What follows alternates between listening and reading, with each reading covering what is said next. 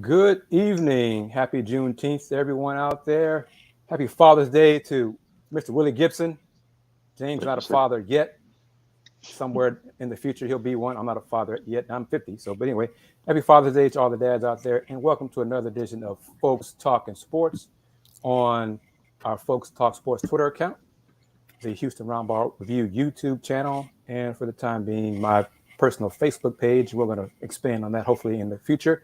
But to do that, we're looking for some sponsors to help pay for those expenses because destinations like that cost money. And, why go into your pocket if you have a sponsor who can support you in your goals and dreams and aspirations? But after saying all that, James Mueller, you're not a father, but tell your dad Happy Father's Day from us, Folks Talking Sports, to him. Hope he had a good day. Hope you took care of your dad today, James. Did you? Well, I mean, I texted with him. He was actually at the U.S. Open, so Oh, pretty good Father's Day for him. I know that. Yeah, and But that just finished. It came yeah, it across. finished about 15 minutes ago. So yeah, Yep, Matt Fitzpatrick. kudos who won. So yep, Willy Gibson, again, Happy Father's Yes, Day sir. to you, my man. Thank you, sir. Appreciate it. Well, James, we're waiting for the fourth member of the group, Andy Yanez, to join us. But Will, you and me have to bite the bullet and give James Mueller credit because he picked the Warriors to win the NBA Finals over Boston, and I think, well, you first said in five, I right? said Right, James? 5, yeah. Okay. That was a good So, one. but you were the only one of the four to pick the Warriors to win the finals. So, congratulations, sir. Kudos to you. Let's talk about it. Was it James? Let's go first. I don't want to say Boston lost it. Just what are your thoughts on the series, the last three games, the finals overall, whatever angle you want to talk from? Just your thoughts. Yeah, I mean, I talked to you a little bit about this, but Boston's bench was the biggest concern for me going into it. They didn't really have much guard depth outside of Derek White, and while he was great all playoffs, I didn't expect him to play to the level he had throughout the finals, and that didn't carry over throughout the entire finals. And then Peyton Pritchard was basically forced to play when he didn't. He wasn't helpful at all out there, so that was what concerned me a lot going into it. And obviously, with the veteran experience of the Warriors, that also played a factor. But in the end, I mean, great experience for Boston, but your stars got to get better. You can't win an NBA championship playing like that. And so, I mean, I was surprised that the Warriors sort of blew them out in Game 6. I'll say that. I thought it would be a little closer, especially it being, in Boston at the Garden. But yeah, I mean, the Warriors were the better team in that series and took it. And joining us is Andy Yanez, the fourth member of the foursome. Andy, we're giving James credit for being the one to get the finals prediction right. So we're letting him bask in the glow of being correct. So, Will, you next. What are your thoughts overall on the finals series from a Boston perspective, Golden State perspective, or just your thoughts in general? Yeah, to acknowledge my Houston uh, crowd that we're with now. Never underestimate the heart of a champion. To go Rudy T on you a little bit. They Golden State. They've been there before. This was the seventh finals for Steph, Draymond, Clay, Steve Kerr, and that staff. So even though they were down at points of the series, they knew what it took to get back in the series. They knew what it took, and Boston didn't. To James' point, the bench definitely. Brad Stevens has some work to do in the offseason to upgrade the second unit. Peyton Pritchard, truthfully, probably had no business playing at any point in these playoffs, but he was forced to play due to the lack of depth on that bench. But Jason Tatum, we've heard a lot, or I've heard a lot, definitely about the moment being too big for him. This is his first final. He's 24 years old, things of that nature, and he, whether it's too big for him or not, he has the experience now. Someone's going to win, someone's going to lose. They lost. He has the experience. Now he knows in the offseason what to take it to the lab with him to improve, to get ready for next season. Jalen Brown, same thing. Marcus Smart, same thing. Ime Udoka, the same thing. I mean, in January, we thought this team would be in the finals. So None of us. kudos to him. Right, Yeah. right. So kudos to him and his staff. Yes, they lost, but in January, this team was 23-26 or 23-25, something along that line. So for them to do whatever they did to right the ship and get to the sixth game of the NBA Finals on their home floor, I mean, kudos to them. Andy, what are your thoughts overall? Andy, did you guarantee it? I guaranteed it. I had Boston in 6, and since the moment the game 4 went awry, I was really, really iffy on that pick. Especially I went to those 2-2 back going back to Golden State. I think talking specifically about Game 6, and then Will, he brought it up. Just really the lack of depth that the Celtics had, and you look at the Warriors, and I mean, going back to what I said last week, and just kudos to Andrew Wiggins with the strong performance he had. I believe he was in Game 4 and Game 5 back to back. I mean, he had double doubles in both. I believe he had 16 rebounds in Game 4. I believe, and really he just took his game to a whole another level. He was easily the second best player in the entire series, behind only Steph Curry. And we talked about this after Game 5 with just how bad Steph Curry had struggled from the field. He didn't hit a single 3-point basket in Game 5, and somehow the Golden State Warriors still won. It seemed like the writing was on the wall for the Celtics, albeit Game 6 crowd, the TD Garden was energized. The Celtics jump out to an early lead. It looks like, they have some home cooking going. But like Will said, the experience from the Warriors, they didn't, let the wheels fall apart. They stayed together. They made their run, and literally the moment after the Warriors made their run, they got back in the game. That was pretty much it for Boston. They were not able to recover, and it really seemed like that's the Celtics were the ones that had the wheels fall apart. The train was smoking, it was blowing, whatever analogy you want to use in the midst of the worst 21-0 run.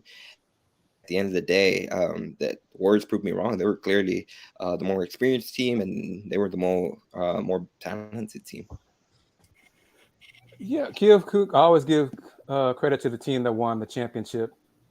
They took advantage. They did what they were supposed to do to win. Boston, their lack of guard depth really shined through.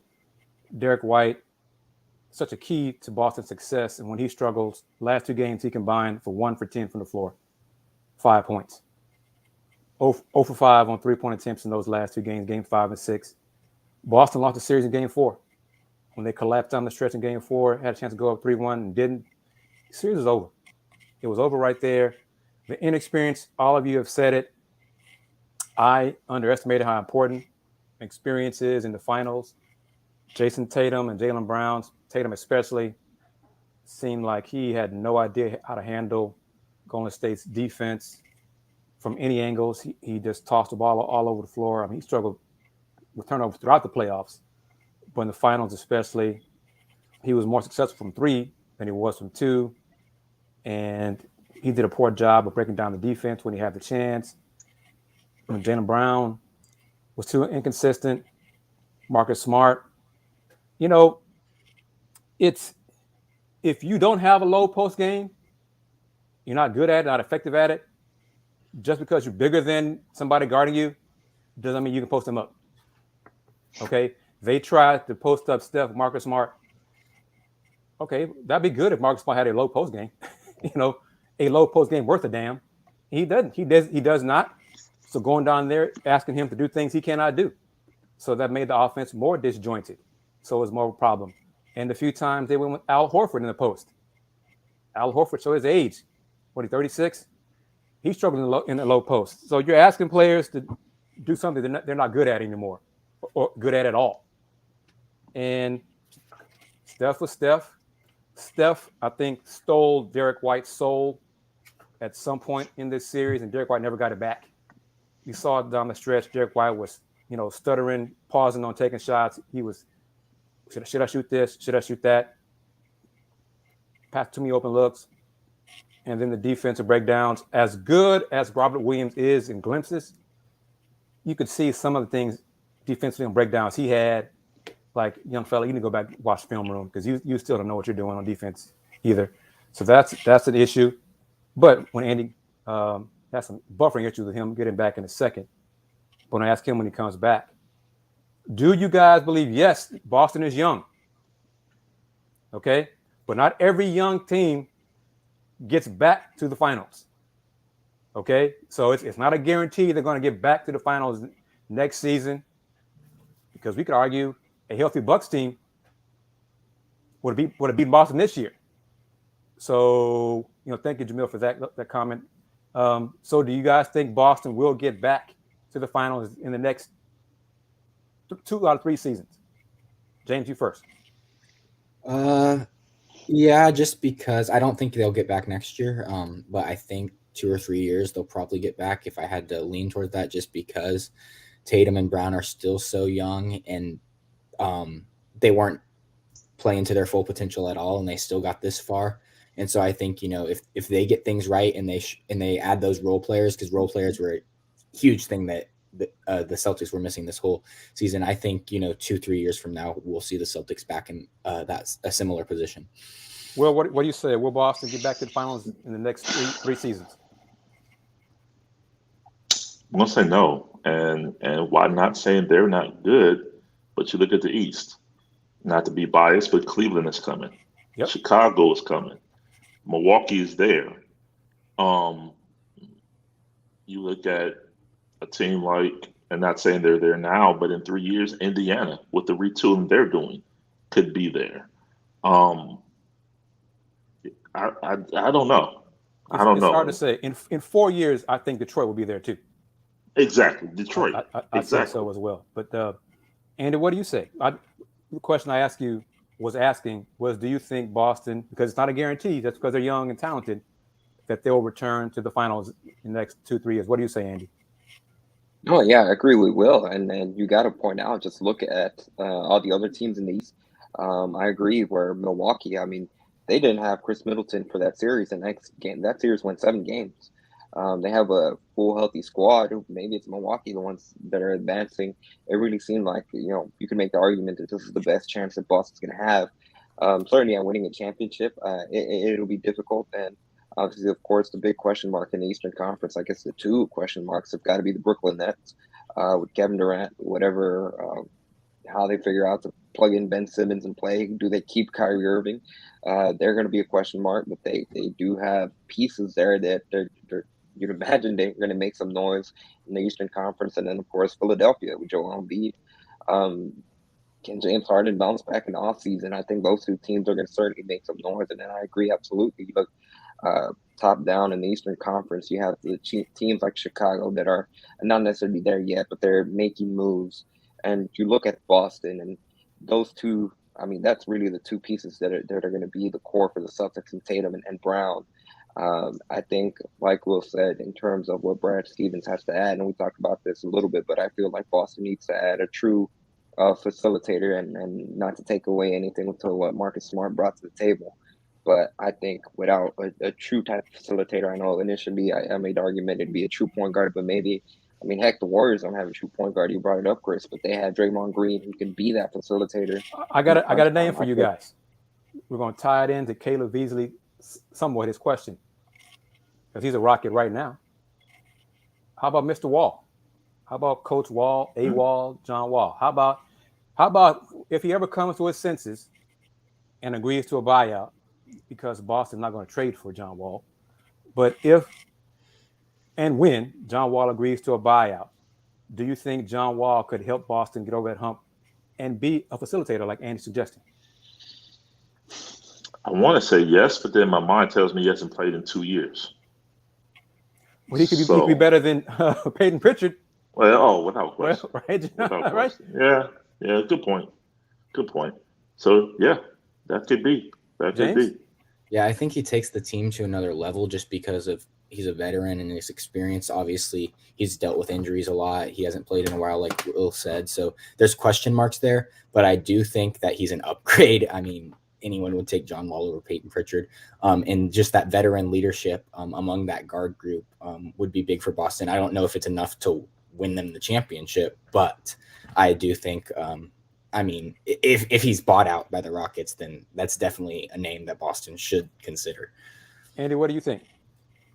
I actually disagree. I don't think they need someone that's as ball dominant as John Wall. I think they need someone that can be a true facilitator and to make the lives easier for Jalen Brown and Jason Tatum. And I think John Wall can do that in flashes. But I think at the very least, what he's shown here in Houston and what he showed in Washington, he's really a much more ball dominant guard. And I'm not necessarily sure about the fit now. Granted, I think he could prove me wrong, but if I had to pick today, I'd say probably not the best fit. And I still would, when it's a healthy Milwaukee team, I would pick Milwaukee over Boston, even with John Wall. Oh, I think. Can I ask a question? Go ahead, Will. I'm sorry, just to my Houston brethren, because that struck a thought. Two-part. What reason would the Rockets have to not offer John Wall a buyout at this point? And then two, why wouldn't he accept a buyout or request a buyout at this point with one season left on the last year of his deal? He's stubbornly holding on to the fact he wants as much of that $47 million as possible. Okay?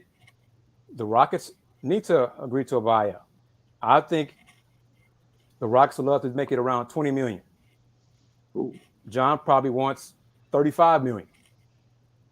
The Rockets would probably settle for $25 to $27 million.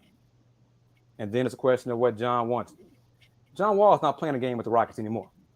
But if he wants to win and compete, if he's such a competitor, he needs to agree to a buyout. And then the question about his fit, we don't know what John Wall, any team is going to get. Is he going to be the John Wall who tries to be the man again? You know, he's no longer the man. Is he going to be the John Wall who just wants to fit in to help a team like Boston, you know, as an example, because he probably still wants to go to Miami, but give him a chance to win a championship and he'll fit in and do his part. We don't know. We're assuming things. Hell, we're still assuming he's going to agree to a buyout, you know, which he needs to do because he's not going to play with the Rockets. Now I'll go back to Caleb's suggestion about the Rockets packaging a deal and sending Eric Gordon to the Warriors for Kuminga. Why would the Warriors do that? Yeah, you're taking Jordan Poole's minutes. Why would the Warriors do that? They're going to keep their core. I mean, that's the word out Friday, Saturday. Jordan Poole, is that part of that core? Drew Wiggins part of that core. So they're going to continue paying tax after tax, luxury tax, whatever. They're printing money over there in the Bay Area. So they don't have an incentive to trade for an older version of Jordan Poole. You know, Eric Gordon is a much better defensive player than Jordan Poole, without a doubt.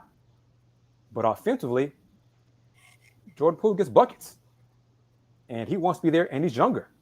And at some point, when Steph is making his $50 million plus, you know, salaries the next few years, Father Time will catch up with Steph like it does with all players, and they'll need Jordan Poole to step into that role more.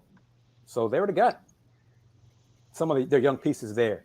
What are your thoughts on what I said right there, James? You first. Yeah, I 100% agree. The main thing is, like you said, Eric Gordon's just eating up minutes there when they don't need someone at that position. We saw Jordan Poole showed so much improvement this year. In Golden State, they believe, you know, he can be that guy once, you know, Steph is gone, that, you know, that can carry on that legacy. And so, like you said, why take on another contract like Eric Gordon's and, you know, a guy who there's some unknowns, you know, he's had injury concerns over the past, you know, latter half of his career. And you honestly have no need to plan because you're just hurting your future development of your younger guards. Andy, what do you say? No, I absolutely agree, especially when it comes to that trade. I think Eric Gordon is going to be a valuable piece that can help a contender. I don't think he's a valuable piece the Warriors need at all, especially not for Kuminga with the ceiling that he has and really how high they are on him. I mean, depending on who you ask, some people might say that he has a higher ceiling than James Wiseman, which is still yet to be seen because of Wiseman's really lack of ability this past season to being able to get on the court. But I don't think it doesn't make sense for the Warriors whatsoever, especially just coming off a championship. You have this young core. There's no need for a trade package for Eric Gordon, not for the Warriors. Will, what do you say about it? Agreed. I mean, I agree with both Andy and James. I mean, Kuminga's on a rookie deal. Why would you trade a rookie deal for, if not a max player, someone near a max deal. No, and as Andy said, this young core, Poole, Kuminga, Moody, when Steph and Clay and Draymond begin to take a step back, you have those players, those pieces in place to fill in the gap. So I don't see Eric Gordon a fit at all for Golden State. And James Wiseman I think he had 2 different procedures, and he's, I think, getting close to being cleared for some summer league stuff. So if he's healthy enough to stay on the court and be productive, then their young core gets even stronger going forward. Yeah. So that's a big if. He's got his health issues could be problematic and chronic. So we'll see if he can get healthy and stay healthy going forward. But if he does, he adds another piece to the young core, with Poole, Kuminga, and Moody. So the Warriors can be set for a while. So why rock the boat there? But to that point, next. to that point. Go ahead, Will. Go ahead. Oh, go ahead, Will. To that point, what if they drafted Melo Ball instead of Wiseman? How's he fit? Just throwing it out there. Yeah, it'd be a different kind of team a little bit. Yeah. But let's go with DeAndre Ayton. Should the Rockets make a trade for DeAndre Ayton? And if the trade, and let's go backward. Let's back up and touch on the Christian Wood impending deal that will be finalized on the 23rd on draft night to Dallas. When y'all first heard about the deal, what was your initial reaction? I thought about what you said. Just to be honest. Which was what? That was coming. That was coming. Yeah. Andy, what do you think? I was going to say, from the Dallas perspective, it makes sense offensively. I don't necessarily see I don't see them working. I don't think it moves the needle when it comes to Dallas, to be quite frank. And really, it has nothing to do with what Christian Wood brings to the table offensively. I think it has more to do with his lack of defense, especially when it comes to having a guard, other big men in the league, especially if he has to guard in the West, Karl Anthony Towns. Who knows what happens with DeAndre Ayton if he's still with Phoenix or anywhere else, Nikola Jokic. Christian Wood cannot guard those centers. They cannot guard those big men. And I'm going to be even harsher than you, Andy. I'm going to be even harsher. He doesn't want to guard those big men. I think he can. He doesn't want to. He doesn't want the physical contact. Okay? Because everybody who's tuning in and follows me on Twitter, YouTube, whatever, I'm a defense first guy. All right? And first things first, you have to want to play defense. I don't believe Christian Wood wants to play defense. And then that leads to his other issues about running from big men, getting punked by guards, all those other things. He's an offensive guy. That's what he actually wants to do. James, get your thoughts on it as well. Do you think it's on Jason Kidd to make Christian Wood a better defensive player, or does it start with Christian Wood on defense, him wanting to be a better defensive player? I mean, it starts with Christian Wood, in my opinion. Like you said, player can have all the talent, all the, measurables, but if they don't want to do something and they're not going to put in the energy and effort to get better, then it's going to waste, and they're not gonna improve. And so it's got to start. Jason Kidd, Dallas staff can push Christian Wood as hard as they want to improve on the defense, but until he fully commits and buys in and says, what, I'm going to be a great defender. I'm going to do things that, I haven't done in the past. I'm going to sacrifice my body. I'm going to do all these things. Then I don't care what Jason Kidd tells him, because Christian Wood's the ultimate one that has to make the decision. And he's the one who controls what he does out there. So it starts with Christian Wood. Do any of you guys believe the light bulb will go on in Christian Wood's brain and stay on permanently, or at some point in the season, and I'll be nice, at some point in October, November, early in the season, where he gets, he smells himself and goes to Luka and demands more touches? Which one's more likely? Yeah. What do you think is going to happen? The light bulb staying on, and he realizes it's Luka's team, or he's like, I want more touches. I don't care who you were. I'm Christian Wood. I want more touches? Ooh, man, I gotta say, there's no way he goes up to Luka Doncic and tells him he demands more touches on the Dallas Mavericks. That would get him on the first flight out of Dallas. There's no way he would do that. I would have to say, just because of how blasphemous that sounds, that you'd have to go that the light bulb will go off and he's gonna commit to playing defense. Especially if at the end of the day, Jason Kidd and that coaching staff can convince him to buy into what the Mavs' goal will be to get over the hump and win an NBA championship. James, what do you say? I don't know. I mean, in Houston, granted, Houston didn't have, that star like Luka is, but Christian Wood obviously wanted to be pretty ball dominant. I wouldn't be surprised if he wanted to be that 1B to Luka's 1A. He is not going to be that, just because Luka's on a different level. But I honestly wouldn't be surprised. I don't think he'll go over the top, but I wouldn't be surprised if, he had a few conversations about, I want a few more touches here and there. Will, what do you say? Let me ask a question just before I might answer it. Did he do that in Houston? Demand more touches? Yes. Okay. So, yeah, he did that in Houston when it's 12 rookies and him.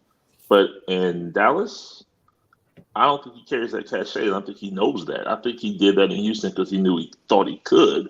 But in Dallas, I mean, you guys know him better than I.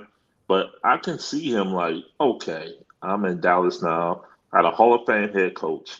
I got a guy who's arguably top 3 player in the league right now. I would hope that he would have enough sense to not do something like that. But again, you guys know him better than me. And keep in mind, all signs point to the Mavs re-signing Jalen Brunson. So he'd be the third option in Dallas. Mm-hmm. Do you think Christian Wood would go to Luka and Jalen and say, yo, guys, I want more touches, man. Y'all didn't see me down there on the block? I mean, I think that's an issue. Yeah. It's on him to change, okay? Because I saw him with Detroit. I saw him have flashes of brilliance. But when I told people here, colleagues here in town, Detroit was not happy he left. Okay? Trust me when I say that. They don't miss Christian Wood. They didn't miss Christian Wood. So I laugh when some colleagues would ask about, when the Rockets are about to face the Pistons, and Christian Wood always would say, he'd always be asked a question, do you have something to prove to Detroit? And he'd always say, yeah. Detroit couldn't care less about Christian Wood. They're like, good riddance, whatever. But it's on him. Offensively, he has talent. I think all of us agree with that. Big man who can shoot threes, big man who can score in different ways. But he needs to understand who he is and his role on teams if he wants to win and not just put up numbers on losing teams. Because more and more people believe he just puts up numbers on losing teams. And this was asked me last night in Let's Talk Houston Rockets. I'm bringing it up to you guys. Rockets made the trade for 4 players who probably won't even make the roster in October, November, definitely not past December. And the Mavs 26th pick in this upcoming NBA draft. The question I'm going to ask you, do you guys think that's the best the Rockets could get for Christian Wood? I mean, I think the first round pick is pretty good no matter where it was, just because Christian only has 1 more year on his deal. So there's no guarantee he re-signs where, if another team wanted him, there's no guarantee that he re-signs with whoever, he gets traded for. So I think that played a factor. And so I think, honestly, I thought the Rockets I thought it was a pretty good deal for the Rockets. But maybe they could have gotten a little more, but I think a first round pick was, their front office should be ecstatic about that. Andy, what do you say? No, I absolutely agree. Just getting that first round pick, getting Christian Wood out of Houston. I know that might sound a little harsh, but I think especially when you look at the top three guys that, it's certainly starting to look like in some order it's going to be Jabari Smith and Holmgren 1 and 2, which has Banchero falling 3. You certainly didn't want Christian Wood by then. And like James said, especially if he stays, the longer he stays, talks of an extension go on. If it's clear that they're not going to sign an extension, then I see his value going down. I think that was the perfect time to execute a trade and to get a first round pick where you could package it, down the line for another player or moving up. I think that certainly was the best interest for the Rockets. Will, what do you say? You think it's the best deal the Rockets can get for Christian Wood? I would think so. I mean, as you said, the 4 players, Kris, Boban, Sterling Brown, and Trey Burke probably won't be there in October for camp. That was just money, salary filler. But the pick was the crown jewel of the trade, if you will. So essentially, Christian Wood for the 26th pick. Yeah, I think that's about as much as they could have gotten. On the last year, as James said, last year was deal. Which goes back to, I think, our overriding point. Christian Wood, yes, going into last year of his deal, but a late first-round pick. So he needs to look in the mirror and realize his value across the NBA. As a late first-round pick and 4 fillers, that's what you're worth across the NBA, Christian Wood.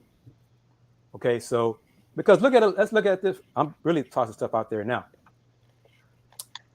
Let's say if the Rockets believe so much in Christian Wood as a player, person, skill set, all those things, leader, everything,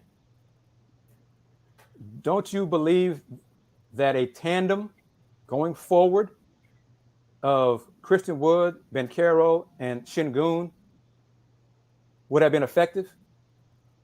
One of them will come off the bench. You could do the Cavs route, sometimes go big, have all of them play, front line at the same time, make it work. I'm really being negative now, putting out there that the Rockets wanted a first-round pick for Christian Wood to get rid of him because they didn't believe he was part of the answer going forward. Because Alperen Şengün, he's not the perfect player yet. Banchero, rookie, he's got some question marks, mainly on defense, but they did not want to even see it work in October, November. They're like, no, we're good. We're getting a first-round pick for this man. Yep. And they're trading him in the division in the state. So they're like, let him go up to Dallas and do whatever he does. We're not worried about him anymore. I think that says more about him as well, too. Thoughts on that? No, I absolutely agree, and especially when you go back and you like I said, it looks like Banchero is going to be the one that they end up picking, at least one of those forwards. I think, especially after last season with the controversy that happened, you said Christian Wood was demanding more touches. I think maybe the front office just didn't trust him to be a good player to be around the young core. Where to imagine at the end of the day, they felt that his negatives were far greater than any positives that he could bring to the table, and certainly anything that could be of a potential long-term core. They didn't believe that Christian Wood was a part of that picture. James? Yeah, I 100% agree as well. I think the Rockets saw Christian Wood as a guy who, was more about himself than the team overall. He wasn't willing to, completely buy in. Like you said, rather put up his own numbers on a bad team than, work on stuff he struggles at to try to help the team overall. And so I think, this was a way for the Rockets to, just deal him out, because like you said, if they even had some hopes of him working out, why not give it a few months with Banchero and Şengün?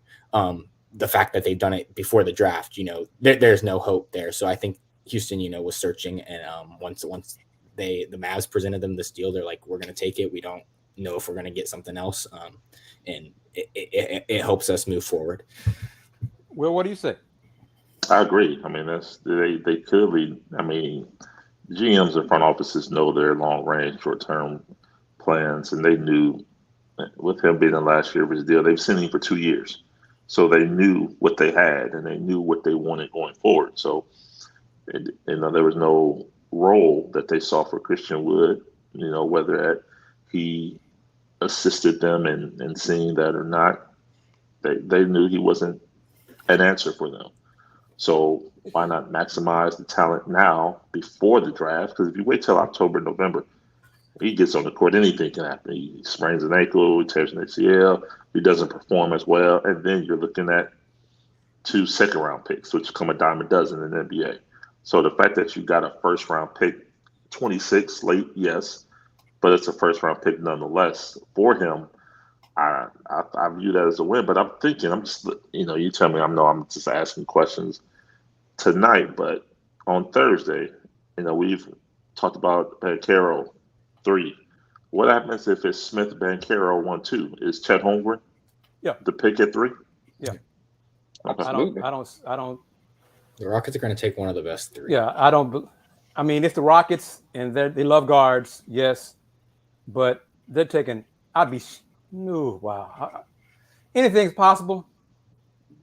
There's a slim chance they would take Jaden Ivey, but no, I think it's going to be one of the 3 big men, skilled big men. So we'll see what happens. Draft starts at 7 Central. The Rockets will be picking around 7:30 or so, barring a trade, up or down. But I think one of the final, Rockets probably have their mind made up already, but the Rockets' young core, Usman Garuba, Jalen Green, Josh Christopher, the young guys, were in town working out. Okay, last few weeks. Christian Wood was not part of that group.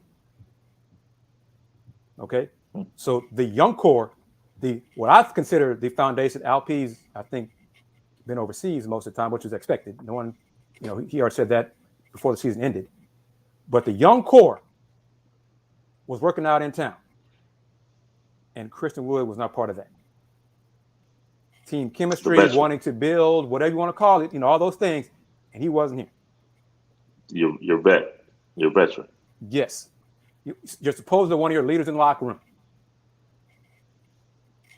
Jalen Green, Josh Christopher, Deshaun Tate, we're good. Let him do what he wants to do. We're good. We're doing what we want to do. So I think that also played a part in it. Deshaun Tate, has changed his 3-point shot. His motion on it looks pretty good. It's more efficient, streamlined a little bit. So the threes are falling more now. Of course, it's June. Let's see what they do come October and November. But he's working on his game already. So that's positives for the Rockets going forward.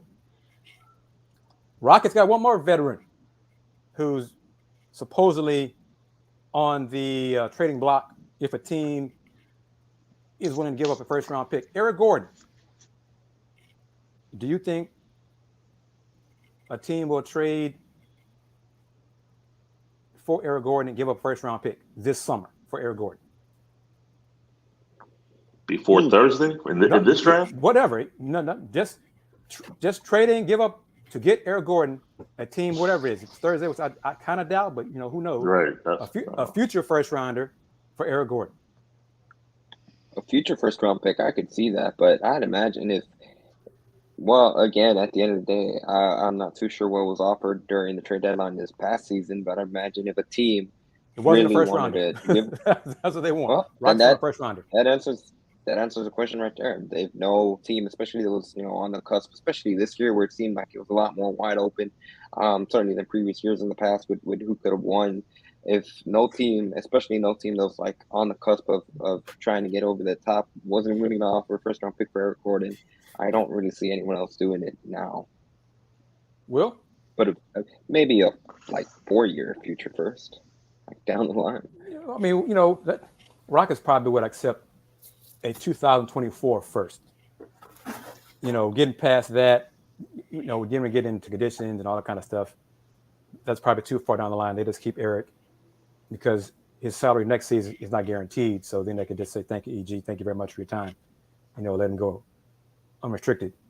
But a team, Philly was tossed out there. Do you think Philly would trade for Eric Gordon? I mean, Daryl Morey knows him, knows his game. He's a good guy, good player, good leader, offense, defense. Do you think he would trade a first-round pick for Eric Gordon?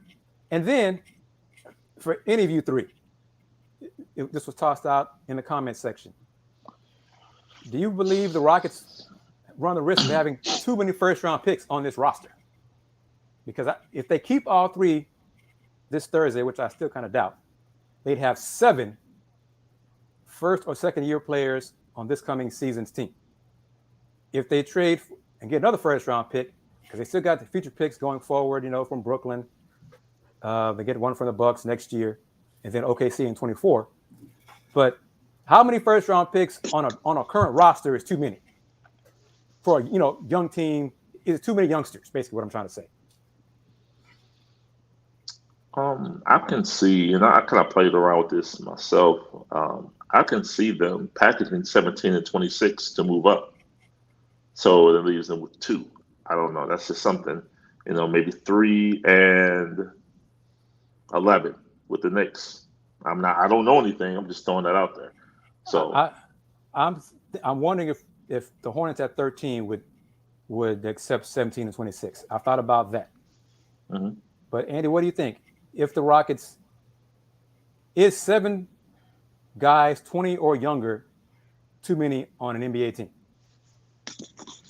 Yeah, I absolutely can see that argument, especially when you look at for the majority of these guys, with the exception of a couple. I mean, a lot of them they haven't even had like 3 years in the league, and at the end of the day, I know that when you're in a rebuilding phase, you want to establish some sort of culture, and not to sound like, I shouldn't use that word because then I'm gonna sound like the Houston men's basketball, the U of H basketball team. But when you have a team that's so young, you don't necessarily have a lot of veteran presence that can kind of, lead them through the weeds of an NBA season. And I think that's something that they've had a benefit the last couple of seasons, where they still have guys like Eric Gordon, albeit maybe we kind of tore down Christian Wood in the previous segment, but I'm sure he could provide some type of guidance to some of the younger players, guys in the past that have just been around the league. Dennis Schroeder, players like that. I think you need to have vets like that, even if you're not necessarily going to win a lot of games, just so they can kind of show the ropes to the young guys. And if you have too many, I think 7 might not be enough, but once you start getting to 8, 9, where it's just like everyone's about the same age, I think that's really where you kind of it kind of becomes a problem. And a question here we got from Jamil: would this be a reason to keep Eric Gordon around as for the veteran leader in the locker room? Logically, yes. So Absolutely. That's why I wonder, when I heard, because Mark Stein was the one who reported it, that the Rockets are willing to trade Eric Gordon for a first-round pick. I mean, that's been probably known since February, the deadline way back when in February. So is that being unrealistic to seek a first-round pick for Eric Gordon?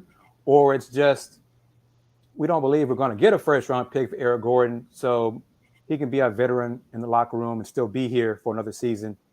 But if we do happen to, if someone blinks and gives up a first-round pick for Eric Gordon, we'll take him, we'll trade him for that pick, kind of thing. Maybe it's not really realistic. It's more wishful thinking that the Rockets would do it if they got a first-round pick for Eric Gordon. Can I throw something out? Yeah. They're one team that, I don't think most teams will give up a first-round pick for Eric Gordon, but one team that might, I think, could be the Grizzlies, just because I think could be. Yeah, because Tyus Jones may get an offer from somebody else for more money. Having a veteran on, they're a young team. They'll be in the playoffs again if they stay healthy. Having that veteran guard to run your second unit off the bench can be invaluable. And he's only got 2 years left on his contract, if I'm correct. The year after is non-guaranteed. So non-guaranteed. Yeah. Okay. Yeah. But so you're not locking in someone long term. I don't know if they give up a first, but I think if any team was to reach for Eric Gordon, I think it could be the Grizzlies. And that would make some sense. I mean, Memphis is on that tier of, yep, we're on the cusp of being championship good, but we need something to get us over the hump. And Eric Gordon, as a veteran, firepower off the bench, good defensive player, that makes some sense. What do you think, Bill? Yeah, $19 million. That's the thing. I don't know Houston or Memphis's cap situation, but is that something You know, did they give up a first round pick for a 1 year rental, if you will, when, you know, they're still in that building mode as True. well. You know, But I'll toss this back at you, Will. Do you think Yeah. because of Memphis's winning situation, Mhm. Eric Gordon probably re-sign with them because he believes they have a chance to win a championship if he stays there. What do you think about that? So if that's the case, why not sign him as an unrestricted free agent next year? I'm just Yeah. That's true. Well, I mean, he's got the option, Well, so it's non-guaranteed. Yeah. So the option is probably a team option for because obviously if it's a player option, he's going to pick it up because it's $20 million. So he's not going to turn that down. So yeah.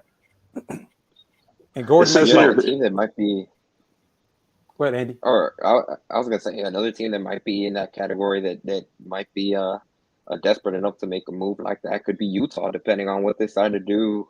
If they're still going to run it back again with Donovan Mitchell and Rudy Gobert. Yep. that. Okay, let's really toss it out there.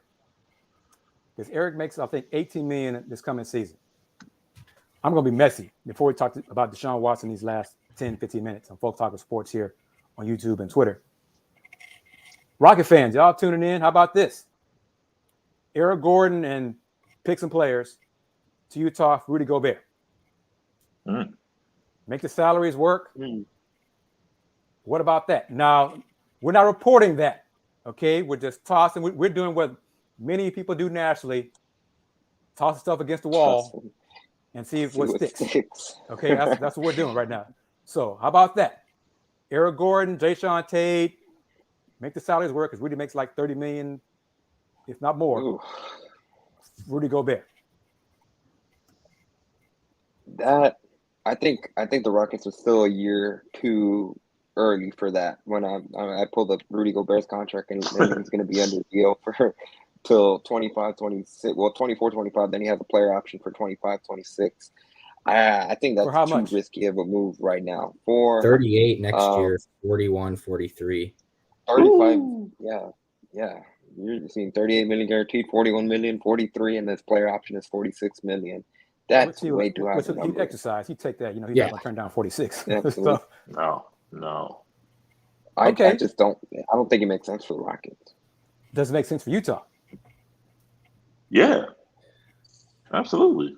I guess to shake things up, you could see that, and especially since they've run it back since 2018, when they've kind of had that core of Donovan Mitchell and Rudy Gobert. There's got to be something at some point. The definition of insanity is doing something over and over and over again, and that's what the Jazz have done. So, I think it's something that the Jazz could look for just to shake things up and see how they can build around Donovan Mitchell. I Okay. think so too. Next big man. How about Eric Gordon and make the numbers? You wouldn't need as much to Phoenix for DeAndre Ayton. He's about $25 million right now. You know, wanting that. That one, Oh. I would be. The reason it's really iffy about that, it has to do with the way this past season ended with him in Phoenix, where that's a little iffy. Now, obviously, of course, we don't know Agreed. any of the back story to that. There's obviously always two sides to the story, but then again, when you look at, he's looking to get some max type of money deal as well, and he would kind of fall into the Rudy Gobert category, where it's going to be a long-term deal. That's what he's seeking, 4-year max, going or 5-year max, depending on what team signs them. I think there's too many question marks to do that right now. I don't think the Rockets are at a point where we can start building the pieces to be competitive. I think they're 1 year away, and see with Jalen Green what improvement he does, and then whoever they take with the third pick or whatever they do in this year's draft, see what those two do, and then you can start looking at adding a piece like that. I still think they're a year too early for that. Okay, and with Ayton, things Jesus. change rapidly. It's going to be a sign and trade. Yeah. It seems like Yeah. Phoenix is leaning toward agreeing to a sign and trade deal for DeAndre Ayton to go somewhere so he can get his money and they get something back in return for him. So Ayton here for 4 years, sign and trade deal would be for 5 years once he signs a deal with Phoenix, and then is dealt to the Rockets. This will be a 5-year deal here. Eric Gordon goes there. You know, why not? Because how many big men in next year's free agency group are as young and as talented as DeAndre. But one thing has to be addressed is the issues in Phoenix. The man has apparently issues with Monty Williams. Okay. Monty Williams is like the most respected man on earth, and especially in the basketball landscape. So if he has problems with Monty Williams, you just got rid of one apparent big man with issues in Christian Wood. So wouldn't you have to make sure that Mr. Ayton does not have other issues that could be problems in the locker room? Of course, if you're paying someone that much money, I mean. So we're having fun, tossing things out there. Mr. Gibson. Yes, sir. We're going to talk to Deshaun Watson these final few minutes of Folk Talking Sports here. Had a report in the Washington Post, I believe, right? The Washington Post. Yep. With the suggestions, rumors, reports that the NFL is looking at possibly a 1-year suspension for Cleveland Browns quarterback Deshaun Watson. What are your thoughts on that, sir? Can I tell you a secret? Just meet the three of us, no one else. Just sure. It's just us. No one knows. No one knows. No one knows. I've heard no suspension. I've heard the season. I heard before we came on today a 2-year suspension. Like, come on, no one knows. No one knows. It's like, as you said earlier, people throwing stuff against the wall. Let's see what sticks. No one knows. No one knows. We're waiting until the special investigator of the NFL renders her decision. Once that happens, Deshaun and his team will appeal to Commissioner Goodell, and then we'll know. Until then, no one knows. I wish I had something juicy, but no one knows. And real quick, in case anyone was new watching Folk Talking Sports, Willy Gibson is in Ohio, and he covers the Browns as part of his beat. He's also an alum of the Ohio State University, so he's got Ohio and the Big Ten on lock, and we're going to have more Ohio State, Big Ten, Brown stuff content from him going forward on Folk Talking Sports. I got a question for you, Will. I got a question for you beforehand. Do we know when the NFL is expected to announce whatever the initial suspension for Deshaun? Well, the ruling is by June 30th, all of the court cases have to be filed. So I believe they're waiting until June 30th. So I would say maybe a day or two before that, or maybe even a day or two after that. So maybe first week of July is when you would hear something. But last I heard, it's up to 26 women, all civil. I want to emphasize that, all civil cases. He's been found by 2 grand juries there in Texas. I don't remember the counties. I know Andy mentioned them last week. Both grand juries in the 2 separate counties found no probable cause to proceed with criminal charges against Deshaun Watson. These are all civil, and these are civil cases, and it goes back to what we talked about all the time, Kris, about what we do as journalists. Some are fans, because there was one journalist in Cleveland, very prominent journalist in Cleveland. Oh, he was a real prominent one. Yeah, that said, I suggest the NFL suspends Deshaun Watson indefinitely until he settles all civil cases and then brings him back for the good of the team. Mm-hmm. Okay. That isn't going to happen. Right. So, Andy, James, what are your thoughts on possibilities of a year-long suspension or I mean, because even if whatever the NFL does, Deshaun and his people are going to appeal, like as soon as they can. So whatever is handed out first will be appealed, and then Andy, James, whoever knows, does the appeal go back to Roger Goodell directly, or does it go back to the arbitrator? It goes directly to Commissioner Goodell. Okay, so whatever, then we're just gonna have to wait. So yeah. Now, and mind you, some of the appeal information has been reported that Deshaun's team is working on. And their point is simply Roger Goodell's mantra is protect the shield, protect the shield. We don't want any player to do anything to damage the shield. But then in the next breath, he also says owners and team personnel, front office personnel, are held to a higher standard. Well, Deshaun's team is simply going to report Robert Kraft in his reported incident the morning of the AFC Championship game in 2019. They're going to report Dan Snyder and the numerous incidents that Yes, he's had, the long list. the of long incidents. list. Yes. And they're also going to bring up Mr. Jerry Jones and the situations he had with the young lady that he paid her and her mother to not disclose paternity. As owners who have had incidents in which the league has not disciplined. So, Andy, what do you say? I can see Will's argument, but then also it's it's a little iffy, especially with the new committee that's kind of be implemented to see with the that's going to oversee the suspension, whatever they end up handing down to Deshaun Watson.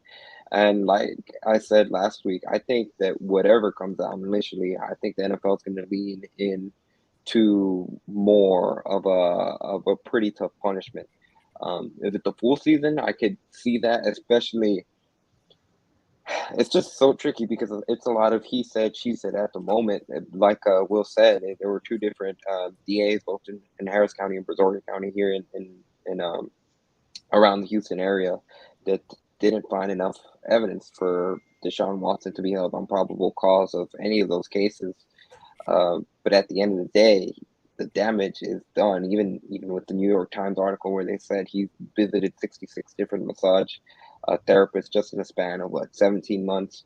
The public perception isn't good whatsoever, and at the end of the day, it's just so absurd because the NFL is kind of in that role of, yeah, there wasn't enough crime, but from our investigation, you probably did something that it's like you said, it's kind of damaging the shield, so maybe we'll hand this, and then whatever the appeal process is, maybe it goes down after that. Will, what are we going to say? I'm just going to ask a question. So let's say he's suspended. Probably high probability he'll be suspended. And he said he's being punished with a suspension. And then I'm not coming at you. It's just seriously just conversation. What is he being punished? What is the suspension for? He's been found not liable by 2 grand juries.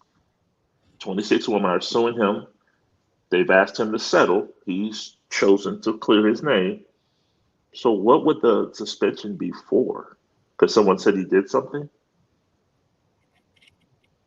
At that point, you'd have to argue that they found something. I guess the suspension would have to be that he put himself in a position where he was making people uncomfortable, and what his lawyer, his attorney said on a local radio station in Houston, Rusty Hardin, where, I mean, at the end of the day, their argument isn't that they're clean, they didn't do anything. The argument is they didn't do anything illegal, which at the end of the day, that's true, and that's avoiding off criminal cases. The problem is he probably did stuff where he was I believe it was Marcellus Wiley that put it on FS1, and I probably shouldn't say this on this show, but at the end of the day, he called Deshaun Watson a professional freak, which no comment on that. But at the end of the day, that's why he would get suspended for putting himself in a situation that, technically he didn't do anything wrong, but he probably should know better, especially being a face of a franchise at the time at the quarterback position, where at the end of the day, technically it's not illegal, but it's not. That doesn't make it right, for lack of a better phrase.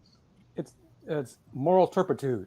If that's in his contract, something like that, that's what they could argue. James, you want something to say about this as we wrap it up here? I mean, my stance really hasn't changed much since when we talked about it last week or 2 weeks ago. Whenever I still don't, the initial suspension might come down for a year. I don't think it will last, just because, like Will's hit on, if it was criminal, this would be a lot different. I think it's hard to, go through with this fully when it's, he said versus she said stuff, regardless of who's right, because it's harder to, like Will's point right there.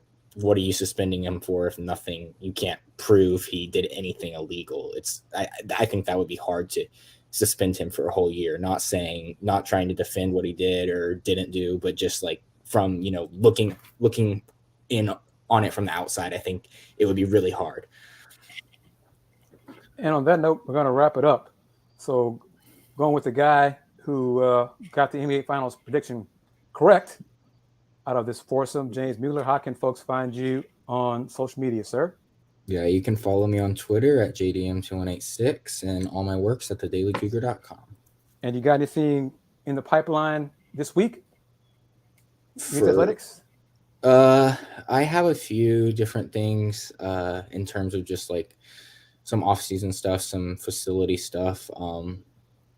But I don't know when exactly it will come out. We're trying to put together our big, it's this big magazine called The First Roar that goes out to all these freshmen. We're in the middle of putting all those together. So I have 10 different stories I got to sort of organize. I'm not sure exactly when they'll come out, but there's a few different things in the works, but yeah. Great. And just off the top of my head, I checked before we started today's show. Last year, the Cougs basketball team, men's team, did not announce their non-conference schedule in its entirety until August. Okay, bits and pieces we knew about, like we know UH will go to Virginia this season because it hosted Virginia last season, so it's part of the contract. We don't know a lot more details about other non-con matchups, but last year, as an example, the entire non-conference schedule was not announced until August last year. Mr. Gibson, how can folks find you on the internet, sir? You can find me on the internet on Twitter and as well as Instagram at Will Gibson 7. They're on the bottom of your screen on the ticker, as well as Will Knows on Facebook. And Yanez, you, sir? Yes, sir. They can follow me on Twitter at Yanez_5. And also check out our podcast at Pawd Slama Jama on Twitter. That's at PAWDSLAMAJAMA on Twitter. And also be sure to check us out on YouTube. We're seeing growth in our video podcast, which is really good to see. And as always, we're always looking for sponsors for both this show, Pawd Slama Jama, and Let's Rage Cougs. Yes, we are looking for sponsors. I got news to share about Andy. We got one for football and basketball. We'll announce that going forward once football season starts. We've got one in the pipeline, working on it, some more going forward. We're trying to grow and continue to provide content for our fans and family members, as I call them. Refer to everybody as family here on these shows. So thank you very much for that. I am Kris Gardner of the Houston Roundball Review. You see me on Twitter. Twitter account is some say the HR Review, THEHRREVIEW. And I'm going to wrap it up as I touched on it yesterday on my Let's Talk Houston Rockets. If you don't know, haven't seen it on Twitter or YouTube, Facebook, whatever, my mom, Elizabeth Gardner, passed away on June 15th at 10:15 in the morning. We're going to have our funeral services this Wednesday, June 22nd. My mom's health is the main reason why I started the Houston Roundball Review. I did it to have as much time to take care of her as possible because of all the issues she dealt with medically. I basically took care of my mom my entire adult life. So it's a different chapter of my life now without my mom here. But going forward with all the support from a whole bunch of people, church family, people on Twitter, YouTube family, it's been really gratifying to get phone calls and text messages and emails, and I appreciate all your support going forward. But it's my goal to make her proud, to continue and do bigger and better for the Houston Roundball Review going forward. So that's my goal, to keep going and do that. So guys, thank you very much. Will, once again, happy Father's Day to you. Happy Father's Day to all the dads, my dad as well. My dad and mom divorced when I was 5, but my dad has been there with me these last few days, preparing arrangements for my mom's services. So that's been really appreciated. So It's all part of the cycle of life, and I'll be okay. You know, I may bawl like a baby come Wednesday at the funeral or cemetery, but so what? That's part of my love for my mom. But thank you very much, guys, for everything you've done for me and going forward, because we got big plans this season. So everybody stay tuned for that and keep watching us on Folks Talk Sports on Twitter, on the Houston Roundball Review on YouTube. And until next Sunday, take care.